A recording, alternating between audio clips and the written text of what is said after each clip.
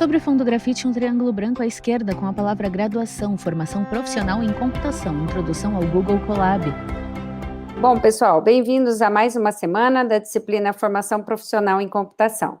Na aula passada, a gente falou da importância de aprender a aprender, falamos também das linguagens de programação, que são essenciais hoje para a gente se comunicar e aí pensar em grandes postos de trabalho no futuro. Falamos também sobre a disciplina de pensamento computacional e a capacidade que a gente pode conseguir através aí dos exercícios, prática dessa disciplina, de sistematizar, representar, analisar e resolver problemas. Na aula de hoje, nós vamos conhecer uma IDE chamada Google Colab, que vai permitir vocês criarem projetos de software e usar a codificação Python aí que vocês têm aprendido nas disciplinas aqui da Univesp, tá bom? A professora Alessandra Alanes Macedo é uma mulher branca de cabelo comprido, loiro e cacheado. Veste blusa laranja florida e usa fones de ouvido pretos. Ela é vista da cintura para cima, à frente de uma parede cinza com janela de vidro e palmeiras ao fundo. A tela é dividida entre a apresentação de slides de fundo cinza e letras pretas à esquerda e a miniatura da janela de vídeo da docente à direita. Vamos lá então, pessoal? Então vamos lá. A aula de hoje é a introdução ao Google Colab. Como ilustração desse processo de gerar solução por meio das nossas ideias, aí, nossas soluções de problemas convertido em linguagem até chegarmos ao programa, nós temos aí essa ilustração, né? Um ser humano tem uma grande ideia e ele organiza essa ideia através de um raciocínio lógico.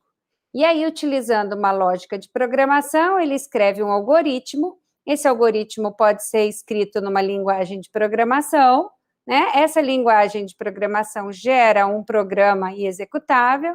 Esse programa executável tem um código-fonte, né? Esse código-fonte é traduzido numa linguagem de máquina, e daí, no final desse processo, aquela grande solução pode ser executada por um computador e fornecer serviço, valor aí à sociedade. Então, nessa semana, a gente vai revisitar a linguagem Python e conhecer um ambiente de desenvolvimento chamado Colab. No final dessa semana, a gente espera que vocês sejam capazes de identificar bibliotecas e ferramentas que podem ser importadas aí no Colab para facilitar o desenvolvimento dos seus projetos. Slide com título Motivação e uma imagem formada por figuras interligadas por setas que apontam em sentido horário. As figuras são a silhueta de uma pessoa, uma lâmpada, peças de um quebra-cabeça, engrenagens, folhas com o escrito primeiro, segundo e terceiro passos, nuvem com as palavras Python, JavaScript e C#, folha com a informação .ex, página com um código de fonte, página com uma linguagem de máquina e um monitor de um computador. As figuras e as setas são acompanhadas de palavras que formam o texto.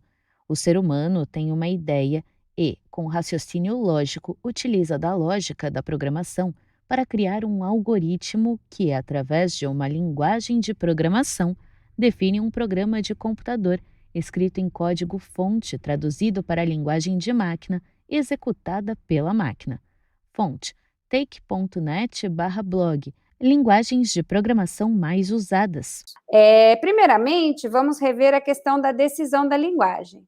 A decisão sobre a escolha da linguagem de programação a ser utilizada nos seus projetos, né, ela tem que levar em conta um conjunto de aspectos. Um dos aspectos muito importante é a questão do tempo de execução de um programa. Nesse caso, se esse requisito é fundamental, que tipo de linguagem de programação você deveria escolher considerando esse aspecto? Então, se você pensar, se a gente precisa de um tempo de execução, uma linguagem de estratégia mista, quer dizer, no sentido de compilação e interpretação, ela pode se tornar bastante interessante. No slide intitulado Escolher a linguagem, o texto. A escolha da linguagem de programação a ser utilizada em um projeto leva em conta diversos aspectos: tempos de execução de um programa, paradigma explorado, reuso do trabalho, flexibilidade. Se eu quero liberdade na modelagem, independente de paradigma de computação, eu posso também pensar numa linguagem multiparadigma. Se eu pretendo reusar bibliotecas, funções de uma maneira fácil, ter flexibilidade de plataforma, leveza para rodar, então todos esses aspectos e características me levam à linguagem Python. Então, Python é uma linguagem de programação de alto nível, ela é interpretada de script imperativo, orientada a objeto, funcional, e a tipagem dela é dinâmica e bastante forte. Então, Python é uma linguagem que acaba sendo de alto nível e multiparadigma. Algumas pessoas tentam encaixar Python em alguns paradigmas, mas hoje ela já é considerada uma linguagem de alto nível multiparadigma. Slide com o logo Python, composto pelo nome ao lado da ilustração de duas cobras, uma azul à esquerda e outra amarela à direita, que juntas formam o sinal de mais. À direita do título, imagem de uma tela de fundo preto com códigos. Abaixo, o texto. O que é? Python é uma linguagem de programação de alto nível, interpretada de script, imperativa, orientada a objetos, funcional, de tipagem dinâmica e forte. Para que serve? É uma linguagem de propósito geral de alto nível, multiparadigma. Os seguintes termos estão destacados em vermelho: linguagem de programação, alto nível, interpretada, imperativa, orientada a objetos, funcional, tipagem dinâmica e forte. O Python foi concebido no final de 1989 por esse cientista da área de computação, Guido, na Holanda, né? Ela era uma tentativa de ser uma sucessora, uma linguagem sucessora da ABC, né? Ela é capaz de tratar exceções e prover interface com o sistema operacional. Aí a ideia era com esse sistema Amoeba. E aí, essa principal ideia de Python era também aumentar a produtividade do programador, né? Então, Python foi feito inicialmente na linguagem ABC, possui parte da sintaxe derivada do C, e função map, por exemplo, ela advém da linguagem Haskell. Os iterators, né, os iteradores, são baseados na Icon. O tratamento de exceção, por exemplo, vem do módulo 3. As expressões regulares vêm do PER. Então, aí dá para vocês verem que ela é uma linguagem aí que agregou aspectos importantes e eficientes de outras linguagens. Uma grande inovação da versão 2.0 do Python foi a unificação dos tipos Python e de classes em somente uma hierarquia. Isso tornou o modelo de objetos do Python consistentemente orientado a objeto. Pensando aí no trajeto da linguagem, em 2008, foram incluídas bibliotecas super importantes para multiprocessamento.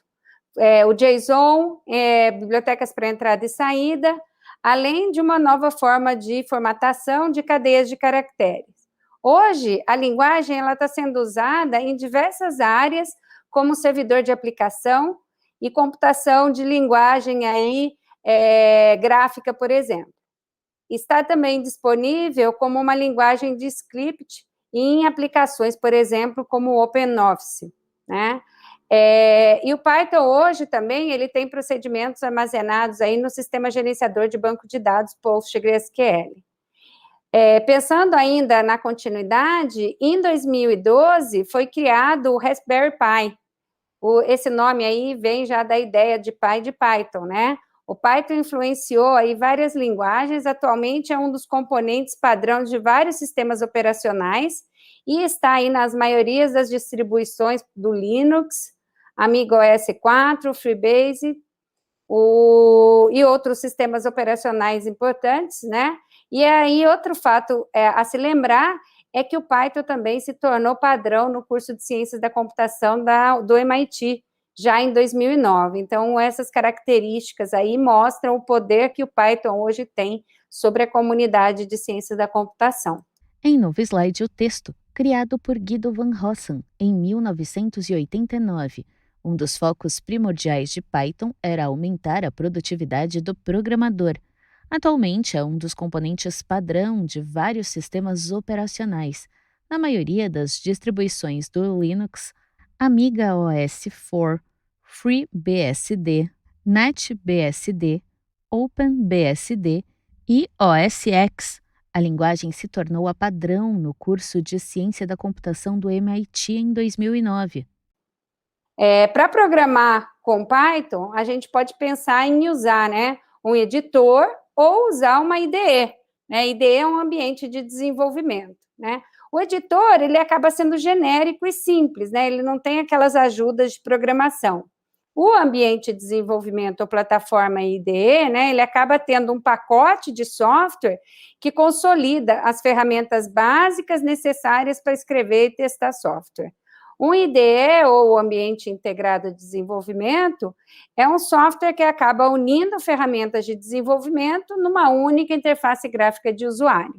O principal benefício desse tipo de ambiente é o aumento de produtividade aí tão esperado, né? O pessoal de Python já queria isso, porque reduz o tempo aí de configuração que o programador tem que fazer, aumenta a velocidade das tarefas de desenvolvimento e mantém aí os desenvolvedores sempre atualizados, além de tentar padronizar sempre o processo de desenvolvimento. Então, é uma boa opção trabalhar numa IDE, e existem várias IDEs aí disponíveis. Slide intitulado IDE, Integrated Development Environment. Abaixo, o texto lido pela professora. O que é IDE? É um pacote de software que consolida as ferramentas básicas necessárias para escrever e testar softwares. Um IDE, ou Ambiente de Desenvolvimento Integrado, é um software que une ferramentas de desenvolvimento em uma única interface gráfica do usuário, GUI. Então, só para fazer uma comparação, né? Os editores de código são ferramentas dedicadas à criação e edição de código, e o IDE acaba sendo um pacote de softwares diferentes combinados aí para criar um ambiente ideal para se programar. A grande maioria dos editores de código hoje, eles já têm alguns plugins e pacotes que você pode transformar o seu editor aí numa poderosa IDE. Então, fica a dica aí para quem trabalha com editor, procurar as IDEs ou já migrar para uma IDE como a Colab, que a gente vai falar na aula de hoje. Para mostrar um pouquinho mais para vocês sobre a história do Python, né, em 2000, e os seus ambientes, né, em 2001, o Fernando Pérez e alguns outros pesquisadores, eles disponibilizaram um interpretador interativo de Python, chamado de IPython. Esse interpretador, ele trabalhava nessa época em linha de comando. Era para qualquer plataforma e bastante similar com o shell do Unix. Mas ele permitia customização, flexibilidade para executar os códigos Python. A partir da versão 0.12 desse IPython, foi lançado em 2011, aí nessa época, o IPython, né, que ele oferecia uma nova interface chamada Notebook. Então, aí vocês vão encontrar, nessa época, o IPython virou IPython NB, né, formado por um JSON, para compartilhar códigos Python, e um segundo componente aí é um Rich Test Format, né, que, na verdade, era a ideia para publicar os códigos de maneira online. O notebook, ele tem a proposta, né, ele traz a ideia de fazer uma interface limpa, acessível para os desenvolvedores de software. Em 2014, nessa evolução, surge o projeto Jupyter, né, conhecido como JuPy, que foi baseado aí originalmente no IPython. Ele usa padrões abertos e serviço aí para computação interativa para manipular várias linguagens de programação. Esse nome, Jupyter, né, se vocês conhecem a história, ele é uma referência aí a 3 linguagens de programação que o Jupyter suporta. Essas linguagens Julia, né, Python e R, né? E também é uma homenagem, segundo os criadores, ao caderninho do Galileu, né, onde ele registrava aí as diversas descobertas das luas de Júpiter. Um termo bastante conhecido, né, e que foi herdado do IPython é a história do notebook, né?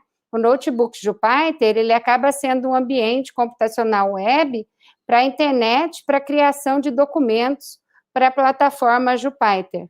Um documento Jupyter Notebook é estruturado também no formato JSON e contém uma lista aí de células de entrada e saída que podem conter textos, códigos, né, fórmulas matemáticas, gráficos, e inclusive textos documentados, né, geralmente terminando com a extensão aí JPA-NB, né.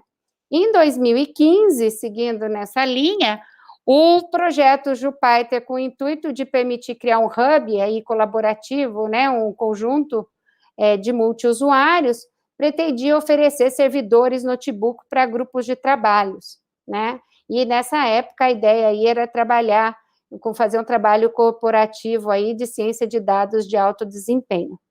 E na sequência surgiu aí o Lab. Slide com o título Histórico, abaixo uma linha do tempo, da esquerda para a direita, em 1991, Python, e o logo da marca em 2001. IP, abre colchetes, Y, fecha colchetes, 2 pontos, IPython, e a imagem de uma tela com códigos.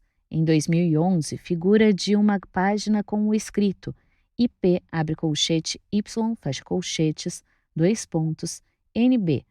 Em 2014, Jupyter, ao centro de um círculo laranja, com círculos menores ao redor. Em 2015, Jupyter Hub, ao centro de um círculo laranja com um anel planetário e círculos menores ao redor. À direita, dentro de um círculo preto com o topo e a base laranja, Lab. Referência: Carlos Adean 20, tutorial de Jupyter Notebook. No canto superior direito do slide, print de telas com gráficos, códigos e painel de controle. Né? Se vocês juntarem tudo isso, né, vocês vão ver que também existe hoje muito forte no mercado uma outra IDE que é chamada de Google Colab, né, ou apenas Colab. Se vocês já pesquisaram, né, a ideia aí vem do nome Google Collaboratory. É um serviço de armazenamento em nuvem de notebooks, né, voltado para a criação e execução de códigos em Python. Ele é executado diretamente em um navegador web, sem você precisar de nenhum tipo de instalação de software na máquina.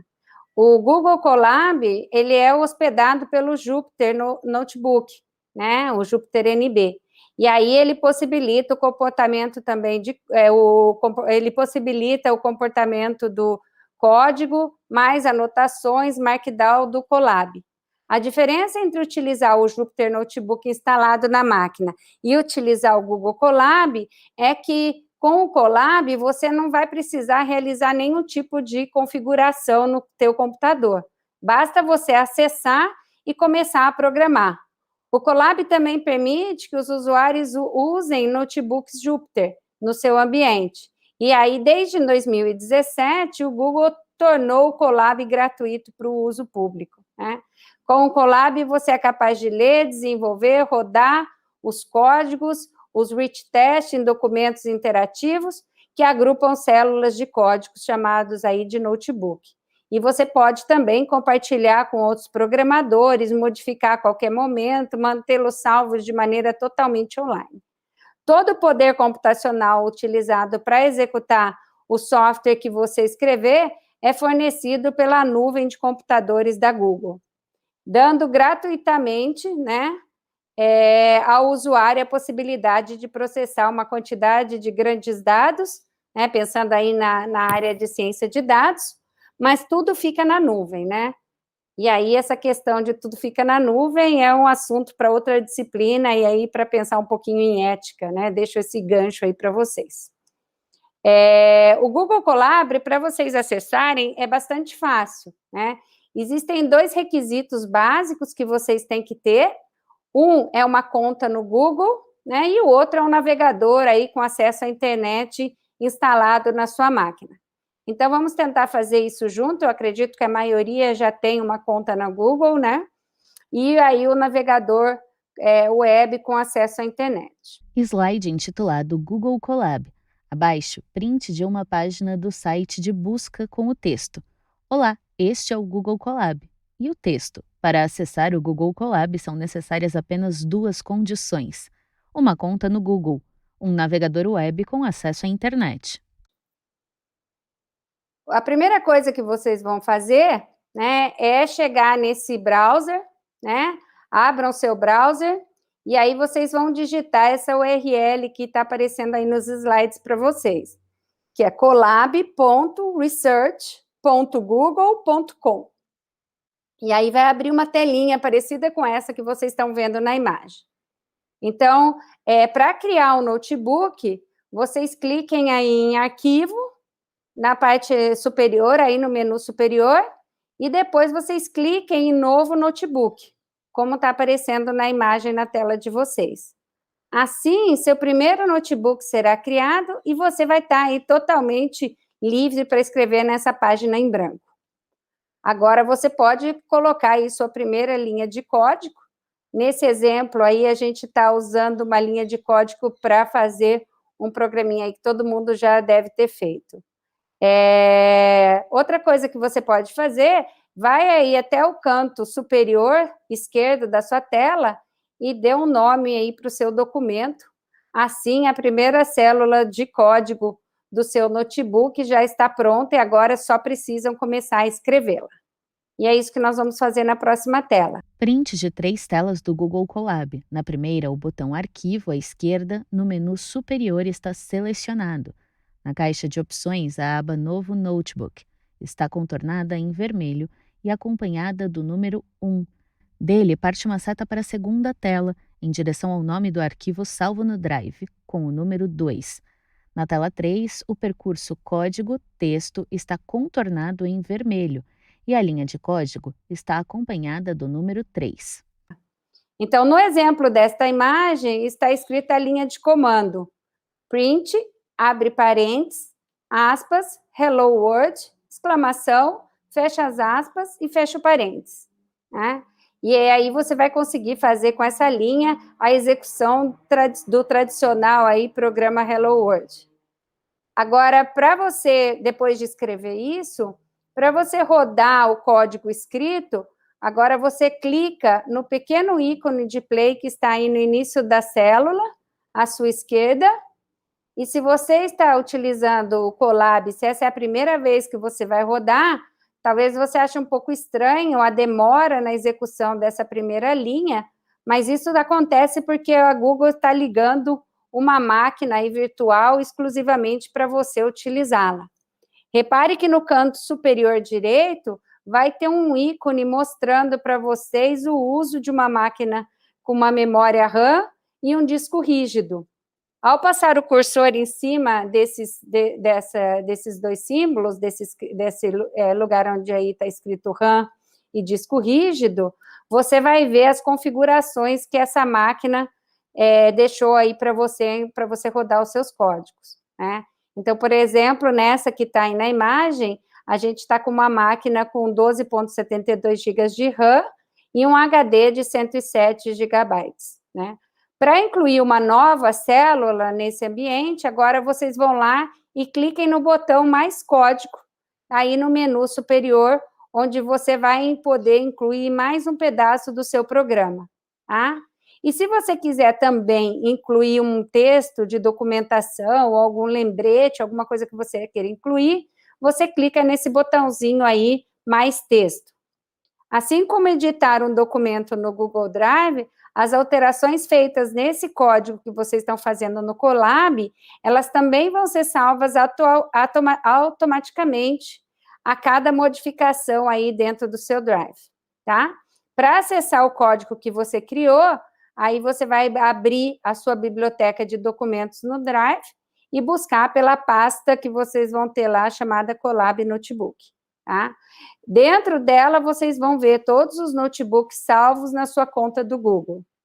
E vocês podem levar esse e outros programas aí para vocês conseguirem executar na live dessa semana e pedir aí para o facilitador executar alguns outros exemplos de programa com vocês. Slide com o print de 2 telas. A primeira é uma página do Google Colab.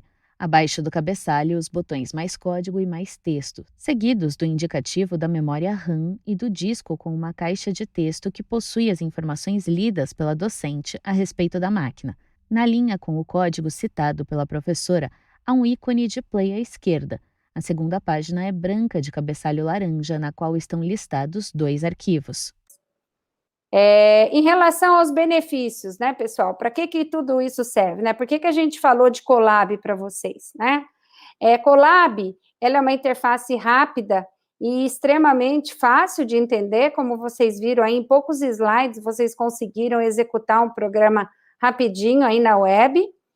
Ela tem um ambiente bastante potente, né, de execução, gratuito, né, facilita o compartilhamento de recursos, trabalha em conjunto com outros programadores, praticamente em tempo real. Vocês não precisaram em nenhum momento configurar nenhuma variável de ambiente, nenhum tipo de instalação, né? E também é possível vocês terem acesso gratuito a GPUs, né? O hardware padrão da máquina criada pelo Colab para o notebook é o CPU, né? Mas é possível também você conseguir um GPU com uma simples configuração aí interna. A GPU, para alguns processamentos, ela vai ser mais eficiente que a CPU, né? Principalmente quando a gente trabalhar aí com cálculos mais avançados em Deep Learning, né? Entretanto, é bom a gente conhecer que a gente tem essas opções e a gente consegue fazer isso também, tá? E por último, o Colab, ele tem bibliotecas pré-instaladas e isso reduz o tempo de importação e facilita aí vocês aproveitarem os recursos. No último slide intitulado com a pergunta "E para você?", os tópicos referentes aos benefícios do uso do Colab. Interface rápida e extremamente compreensível.